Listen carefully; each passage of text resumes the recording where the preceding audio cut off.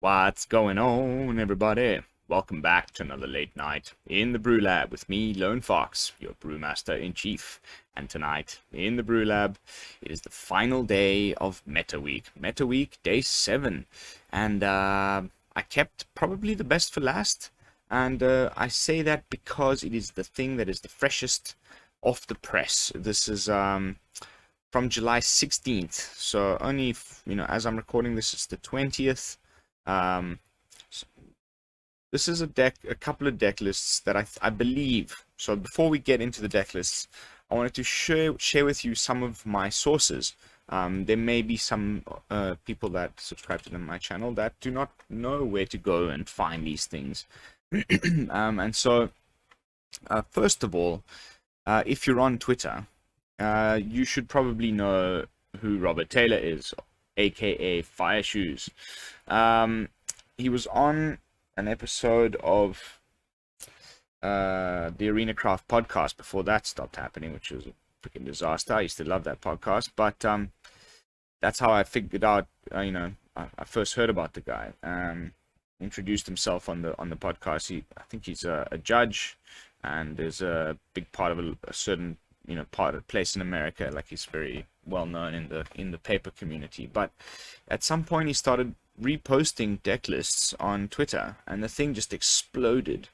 And the guy right now has 13.4 thousand followers, and anybody who posts any sort of deck list now just adds Robert Taylor, at Fire Shoes, because it's going to get visibility. I do it myself. The guy's super friendly, will retweet your stuff if he thinks it's an interesting brew, and of course he stays on top of all sorts of tournament results for every single format you could think of: paper, digital, MTGA online, arena, you name it. And one of the things that he often posts is the standard challenges. These are events that happen, I believe, in Magic the Gathering Online, but it is standard. It's the same cards exactly as in arena. It's just there's still some people that play their Magic on that very old client. I haven't actually ever tried it myself, to be honest. So that's resource number one, other than just in general kind of Magic Twitter, which is great. But if you're on into Magic Twitter scene, then and you don't already follow Fire Shoes, what are you doing? And then of course the article that he's referencing in this specific tweet is resource number 2, which is the Magic the Gathering mothership website, as I like to call it. This is where everything happens, really, that you would need to know about, from news. I'm sure a lot of you have already been on it, but there's in articles, archive, MTGO standings. It's a very tough to get to section of the website. It's very archaic, but they post the results from these standard challenges from Magic the Gathering Online. And this event on the 16th, there was 2 decks that placed first and second place. One from Oscar Franco and the other one from MJ. And they're Orzhov decks. You would expect to see this, Goldspan Dragon Hinata. People that follow this type of stuff would know that this type of deck has been dominating. And in fact, if we just go to the following one from July 17th, then the top, I believe, 4 or 5 decks are all Jeskai Hinata, and this other deck, which I'm about to show you, does not appear anywhere. It's all Jeskai Hinata. Right down. So, surprising results, and it prompted MTGA Zone to get Paulo Vitor Damo da Rosa, one of the best players on the planet, to write this article titled Standard Orzhov Midrange Premium Deck Guide, the new Tier 1 Midrange Deck. And it's, they give you a little teaser, and it starts off, and then paywall, you got to pay for their premium subscription, something that if I have any spare bucks in the next couple months, I might actually consider doing, because a lot of the articles are really well written, and I like what Paulo Vitor has to say about the game. Really gets me to think better. So this is clearly the deck. If you look at the dates, July 18th, it came out a few days after those results went up, and I think they jumped on it. So they don't show you the deck list here. but they do show it to you over here, and I've gone and copied both of them. So I thought it would be a great exercise. Not only is it best of 3, which is great fun, we did that last night, so we're going to be playing some best of 3, but we're also going to be trying out both versions, and they have some similarities and some differences. And I think the overall strategy is actually quite different. So yeah, a lot of rambling, I know, but now you've learned of a few new cool spots to find out magic stuff, metadata information, and without further ado, let's jump into tonight's brews. I'm going to go, I've just split them up like this: Meta Week Day 7, and this is the deck that came first in the event, and this is the deck that came second in the event. And what I'd like to call to your attention is the deck box's Dread Fugue, and I called this in my mono black control deck and my Orzhov one from a few videos back. It's better than Duress, man, telling you. So version 1.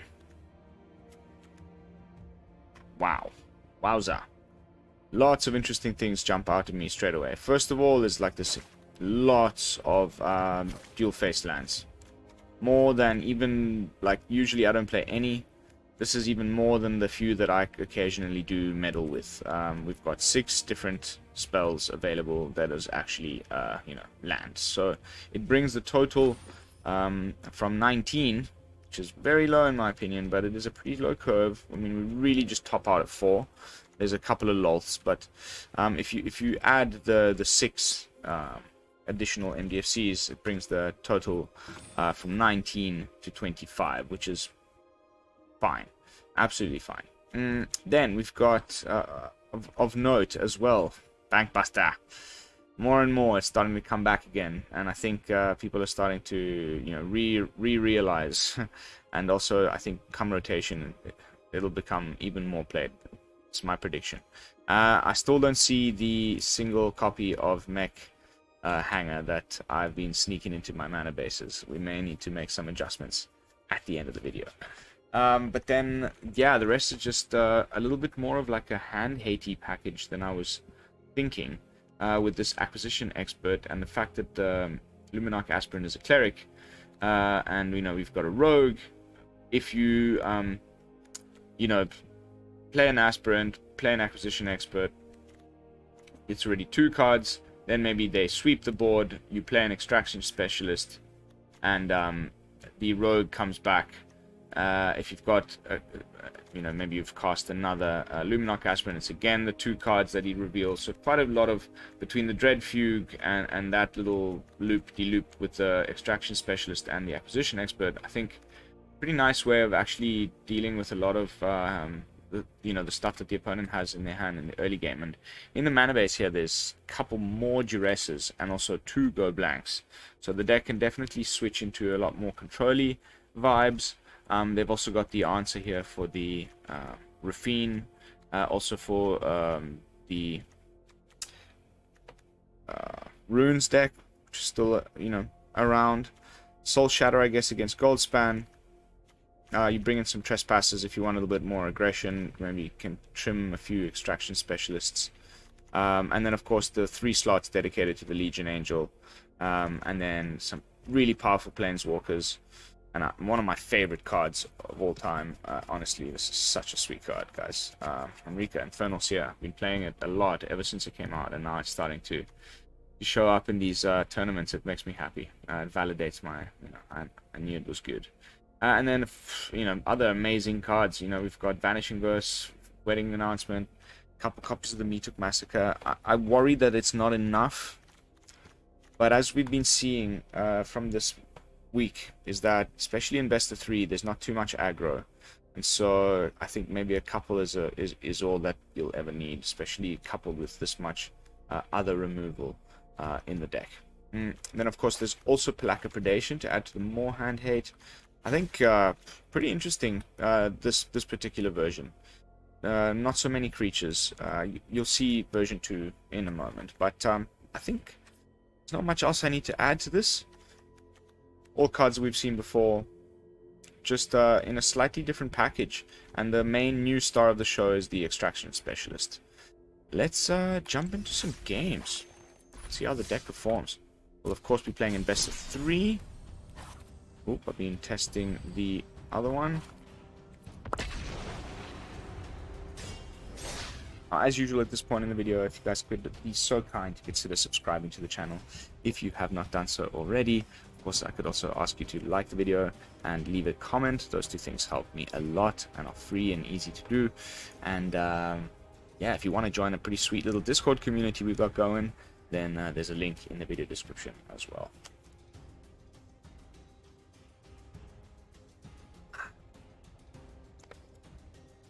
Wow.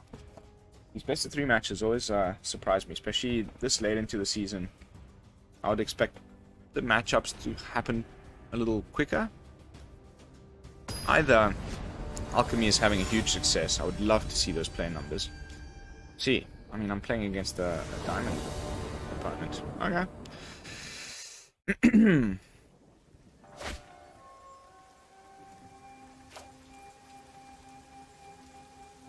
Sure. Not amazing, but definitely doable.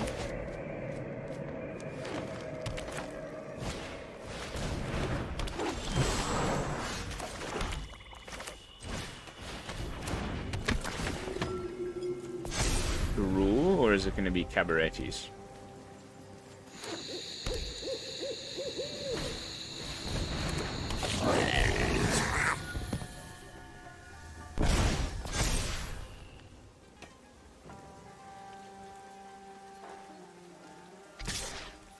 Definitely attack. I'm not blocking that.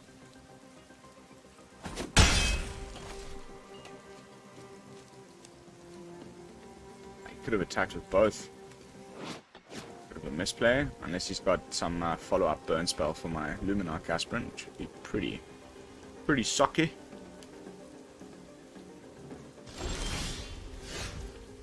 Okay. We go with the Predation. And what if we don't make our land drop? I think we play the Mauling as a land. No. Oof.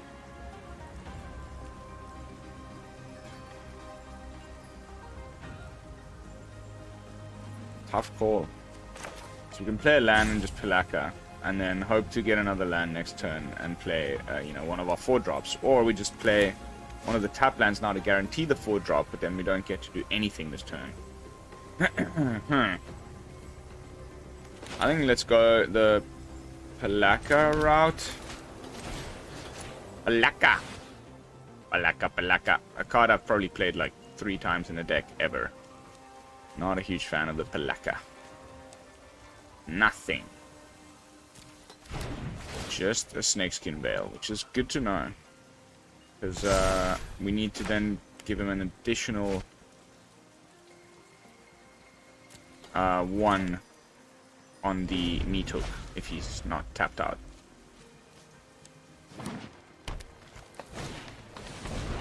Yeah, I think he's going to go for the Sokenzan next turn and make 2 more little tokens. It's starting to be quite problematic. May just have to go the Wandering Emperor route to get rid of the Gala Greeters.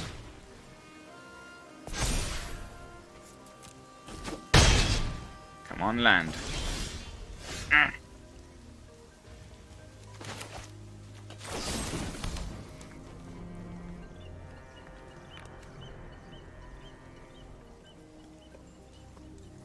Yeah.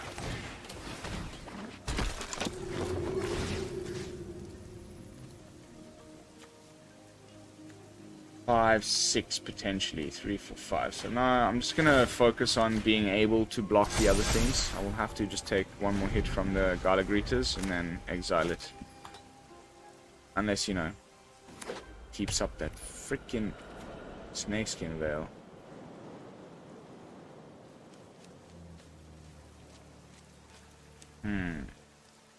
Maybe just the Death Touch will be the way to go. It's not a Tamiyo's. Uh-oh.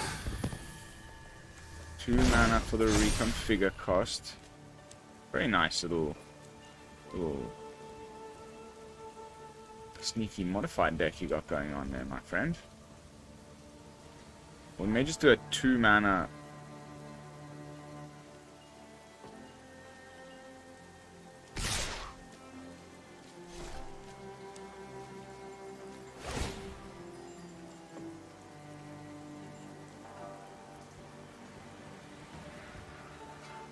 I guess I could bait out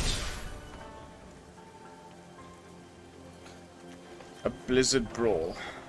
Sorry, a Snakeskin Veil on the Wolf.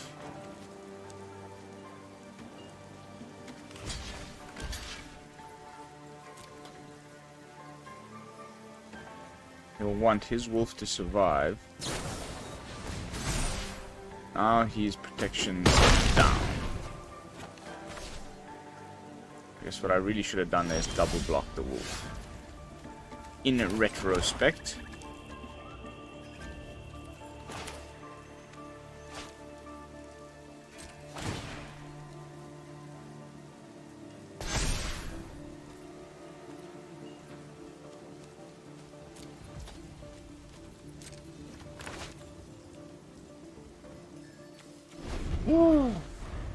Got 2 Wandering Emperors. 1 for the Garda-Greeters, 1 for the other dude.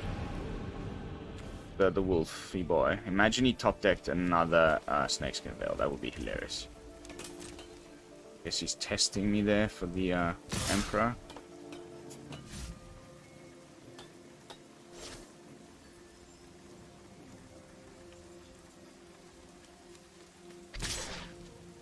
He's gonna try and make the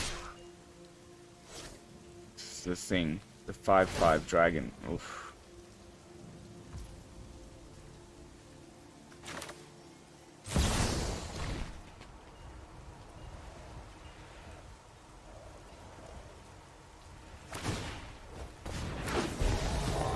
Thought he needed to attack too.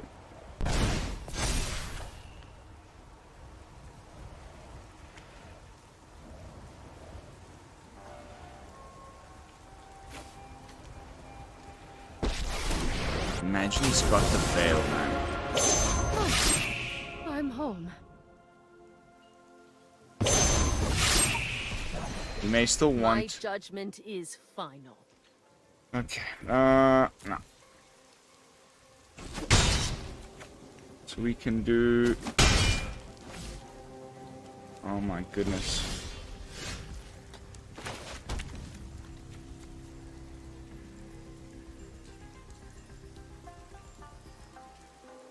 We can do a 4-mana Meathook, which only deals with,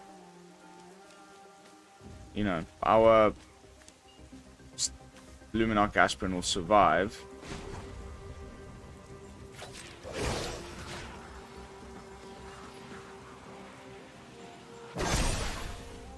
I have got new moves to teach you. And then we try and take out the Dragon Spirit next turn with the Wandering Emperor.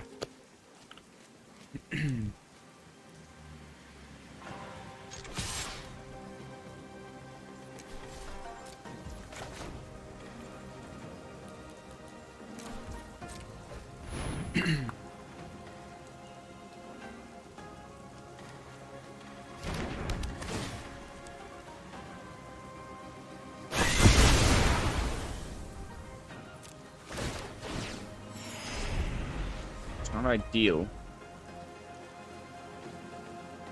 but it's the best I got. We can also just throw up a Death Touchy blocker for that dragon next turn. Okay, goes for the face. Does he have like some sort of pump spell? No. It's all or nothing though.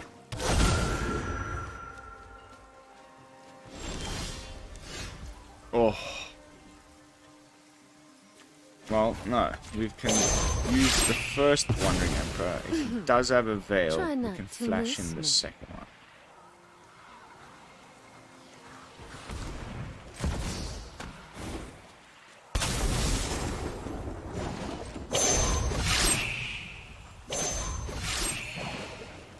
I am almost sad to see you go. Whew. Okay. On the second veil. Now he's top decking lands. Now we got you, bro. Now we need our life gain in the zone. 7/7.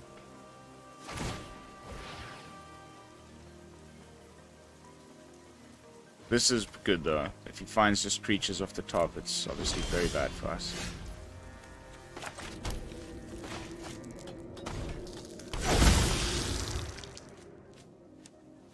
Yes, baby. Whew. That felt great. Okay. So now we know what we're up against, kinda. Some sort of modified Gruul deck that's going to take advantage of Kodama. His main protection spells are going to be things like Snakeskin Veil and that. So we're definitely bringing in one Soul Shatter. I think Pelakka... Okay, so what can we... Now we need to think about this. Dread Fugue is still great. But I think Duress is a no-go. Very... I mean, I guess we could pick off those Snakeskin Veils, but we can just pick them off with Dread Fugue as well. But cards with mana value 3 or greater, we saw none of. So I think the Pelakka, it's your time to go, but then just the land situation is very, very tight here. I don't know how whoever came up with this deck was thinking they will ever be able to sideboard out those cards. So I guess we need to sideboard out other cards, like...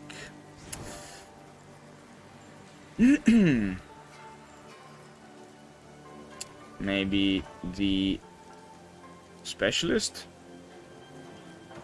I mean, that can't be the only change we make to the deck. The Ray of Enfeeblements are useless. I don't think the Archon's a good call. The Duress, meh. Go blank, we don't really need it. Maybe the Trespasser instead of something else. Big old Trespasser.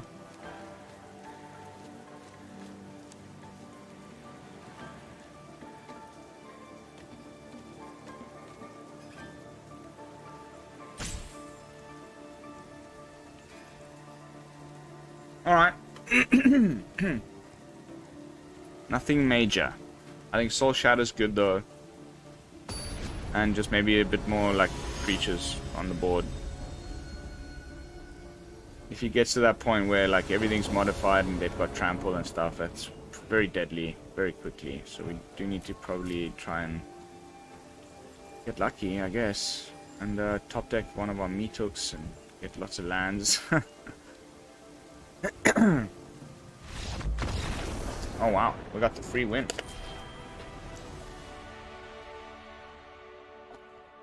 I'll take it, man. I'll freaking take it.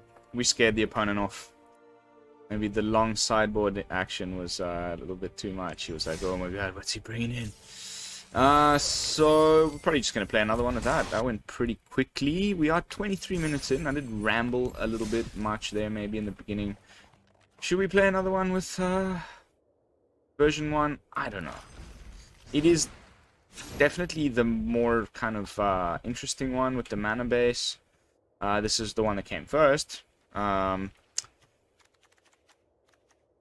not too blown away by the sideboard, but it's just I really quite enjoyed the like extreme hand hate like way that this can pivot into with more Duress, Dread Fugue, the Acquisition Expert, and the loop with the Specialist and the Pelakka. You know, it was just an interesting sort of new take on the game for me. I don't play much hand hate usually.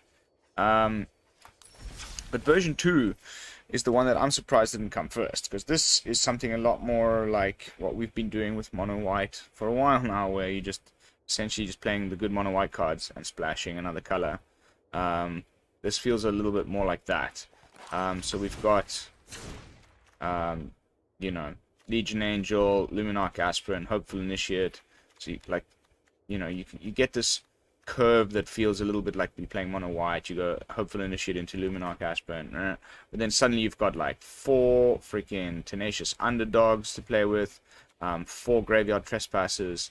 You know, the Black Splash is for some really powerful aggressive creatures rather than like removal and stuff like that. There's still obviously some great removal in the Infernal Grasp and Vanishing Verse, but they can go kind of wide, so I guess that's why there's a sneaky one of Kabira as the MDFC, and we do have a one of Hagra Mauling here. But again, the Dread Fugue. And in the sideboard here, the deck can definitely pivot completely way more like anti-control. I'm assuming this is for the match up against Jeskai Hinata. I mean, you bring in 2 more Duress, Infernal Grasp, go blank. There's 3 of. There's also 2 Redains for the taxation. You know, I think Control would have a tough time keeping a full hand against the sideboard, and you know, including the stuff it's already got in the main. And I think the decisions here are a lot easier to make because there is 22 lands in the deck instead of 19. So I guess, you know, you could potentially trim 1 or 2 of your MDFCs and bring in some other stuff. And, you know, it's quite... You can go from, like, this, what feels like a more aggro plan and pivot into a more mid-range control-y plan, like, very, very simply, in my opinion, with this sideboard. So I kind of like this one better. But yeah, a lot of the same cards. No loop with the extraction expert guy. Sorry, what's the other rogue thing that makes you discard? So I guess this is just in here to only bring back your Luminarch Aspirant, which is the one sort of question mark I have about the deck. Because yes, cool, you get your Luminarch Aspirant back. It can't attack or block, but it just keeps putting +1/+1 counters on things. And I guess you can bring back a Tenacious Underdog. Why would you do that? Can't attack or block. Why would you want to ever do that? I don't understand. So I feel like this is the card that, like, is the new card that this deck has sort of been built around. That's why it's suddenly getting, like, a little bit of, like, late into the season fame. But in this particular version, it just seems a little bit more redundant. I guess it's still nice to just have some lifelink, an additional 3-powered thing that you can play on turn 3. You know, that can get buffed by the Wedding Festivity, I guess. And if you do get to bring back a Luminarch Aspirant, cool. But you wouldn't be bringing back any of your other 2 cards with the extraction specials. So let me know what you think in the comments. But let's have a couple matches with this one, and hopefully we won't have another opponent concede on us. Boop boop boop boop. Pardon me. Pardon me. Boop, boop. I think I need to change the battery in my mouse. It's starting to do some funny things. The odd misclick. Bam.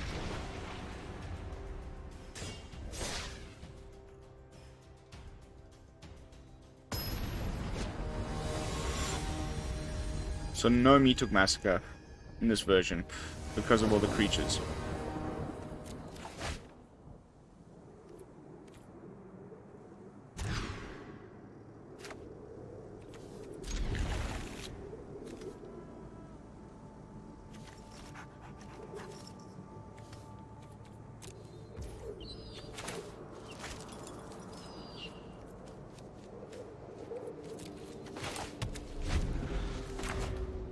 Gonna go straight up Aspirant instead of stress about okay, wait, I haven't really looked at the... Okay, so there's really nothing. There's only Hagra Mauling and the Wandering Emperor with 2 white.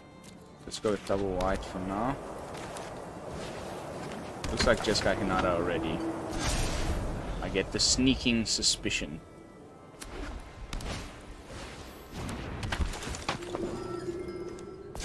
Oh cool, never mind. I always like it when this happens. You get the first Aspirant down, and you have the thing to get rid of their first Aspirants. Of course, and you're on the play. Missing our land drop there was a disaster though.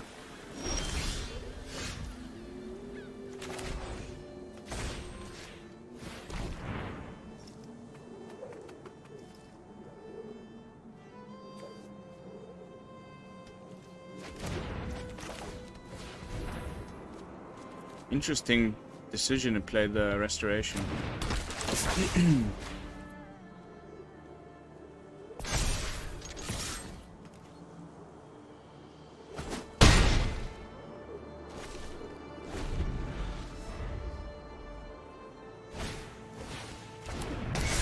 So now he's tapped out. You take out the drag with our verse.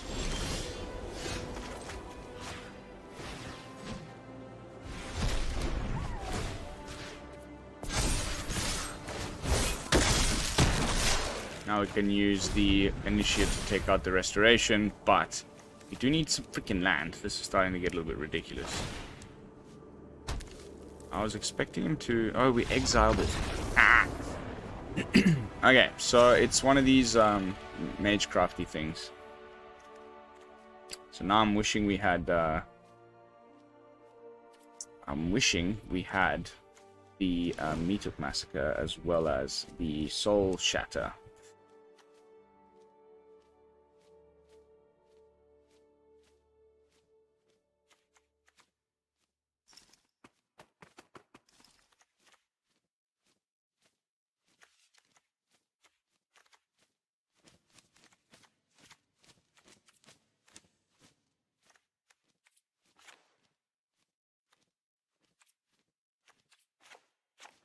I don't like this card now. I'm going to bring in Flyer, an additional Flyer, and I think Duress. I guess Rab Enfeeblement would be good against the Virtuoso if we ever can snag him. I wonder what they're sideboarding in, but I think there's not much else really. I don't think we were made to face up against this deck, so we just have to get a bit lucky like we just did. But I brought in a little extra removal, a little extra hand hate. Maybe just pick out those important spells. They struggle. If they don't, like, you know, they'll often mulligan down.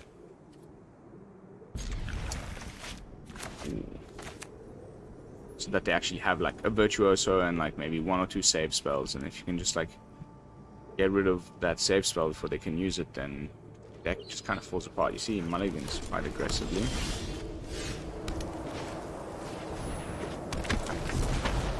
Probably go straight for the underdog.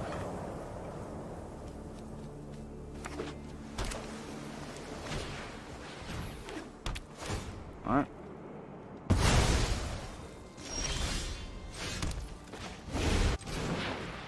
Nice, third land for the Trespasser.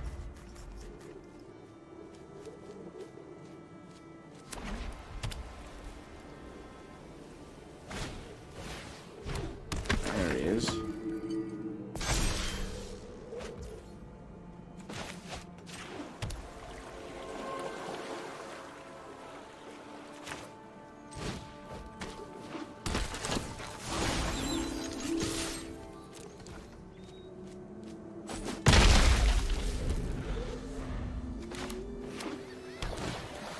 There he is. And he's got the blue source. Bad, bad, bad, bad, bad, bad.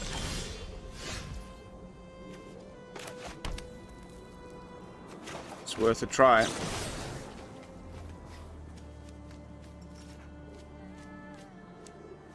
Sometimes getting them to connive is like a bad thing. Now Vanishing Verse would have been amazing.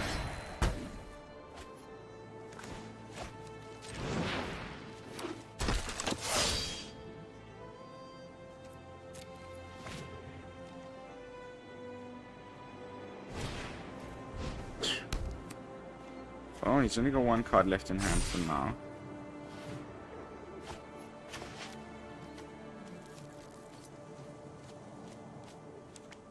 Oof.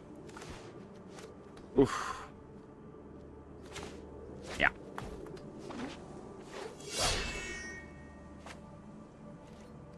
Get some flying action going. There's all my removal. Woo!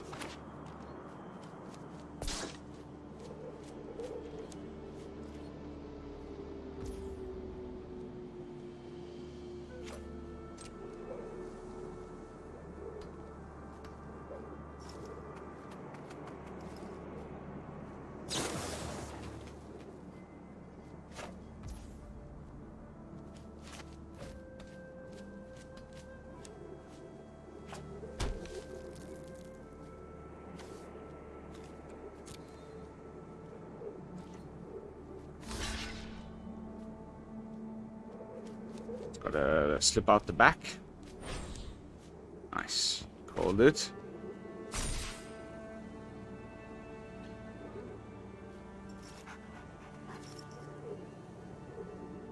Needs to find that thing that makes it so that the Virtuoso is unblockable if it attacks alone.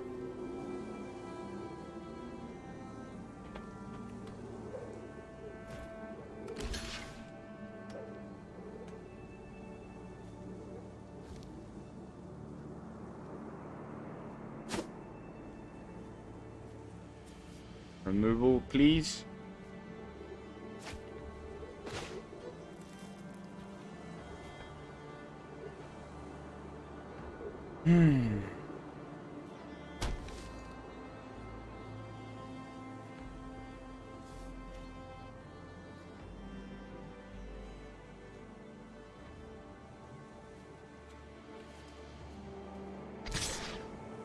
Okay, we need the little 1/1.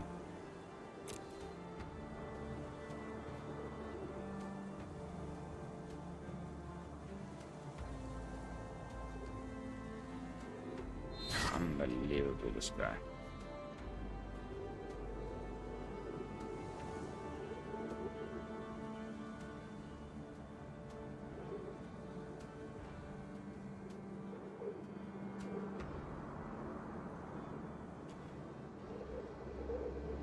I guess we're bringing in more rares of enfeeblements.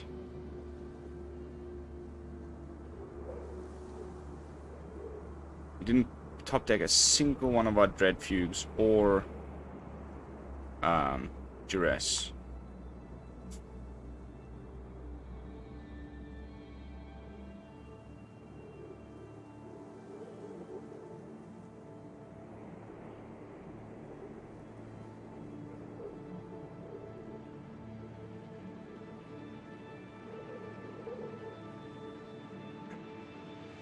Interesting situation we're getting into here. He just needs to find that one card that makes the Virtuoso unblockable, and we're just dead.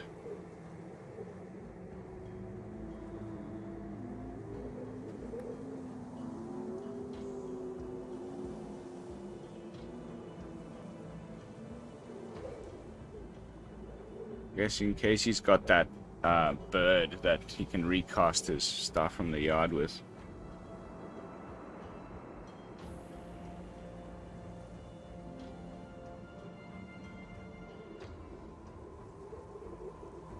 Oh, that's juicy. All he needs is that bypass, security bypass or whatever. Otherwise, I just attack next turn with everything. Oh, ho, ho, that's a lot of card draw.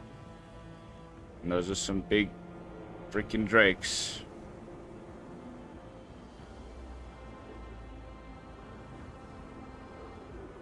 What a card. These things just came together so well. This deck is amazing. It's one of my favorites, I promise. Even though it's not my sort of typical play style.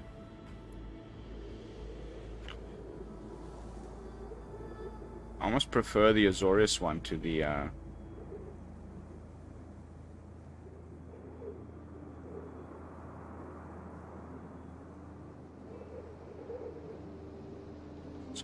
gotta try it every time.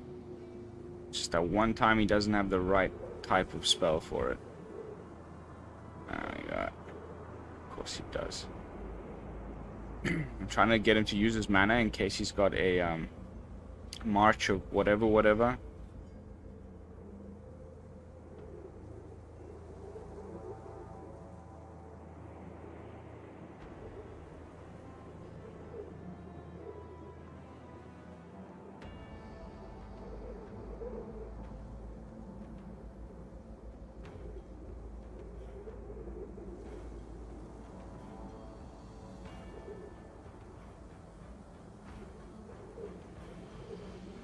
Or did I just win the game? That is the question. I would just won the game. Woo! Close, man. I was worried there for a moment. They just needed that one card, security bypass, on the Virtuoso, and 11-11 coming through. That would have been a disaster. So yeah, pretty lucky, but happy with that one. Alright, guys, undefeated. I wish I had time to go deeper, but that is not the point of these videos. I am having a lot of fun playing, but I'm here to just show you like new stuff, if possible, and all of the old stuff, you know, from the meta. This is the most cutting edge brew I could find that is sort of just making a bit of a splash. I'll leave links to all the articles in the video description. Definitely slightly different game plans, but interesting that two sort of Orzhov mid-rangey leaning brews managed to, you know, get first and second place in that MTG online event, showing that, you know, Esper isn't the only, you know, Esper and Jund aren't the only mid-range decks in town. Changes I would make to this one, I would put in one mech hanger and perhaps rely a little bit less on all of these creature lands, but also just interesting to play with them a little bit more than my usual. Dread Fugue, really happy that it's seeing play. I always knew it was just a really good card. And Henrika Domnathi, amazing. Again, I wish I'd had a little bit more of a deeper match with this one in game one. This one felt like we didn't really get to showcase it at all. The opponent just chickened out, but still, yeah, I've done my job. I've shown you the decks, and we've discussed the meta at length.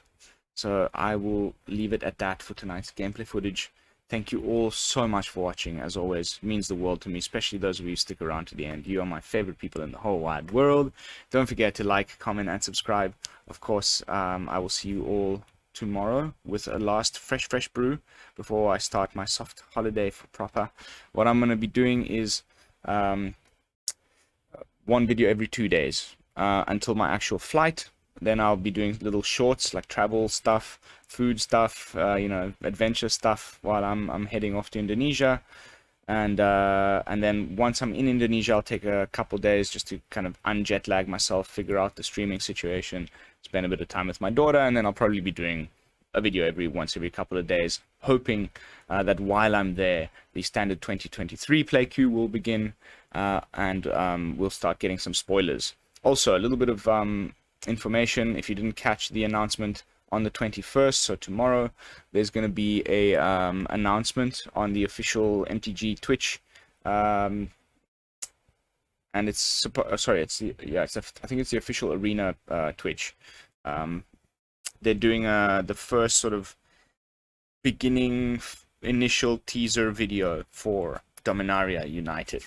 I'm so excited. They usually show us at least like 3-4 good cards to get our, you know, get us excited and start the rumor mill and all of that. So I'll definitely do a little video as soon as that happens. And yeah, that's it. Sorry for the long-winded outro, but it might be my last time for a little while to really give you a bit of an update. So again, thanks for watching. See you all tomorrow. This is Lone Fox from the BrewLab, signing out. Peace, y'all.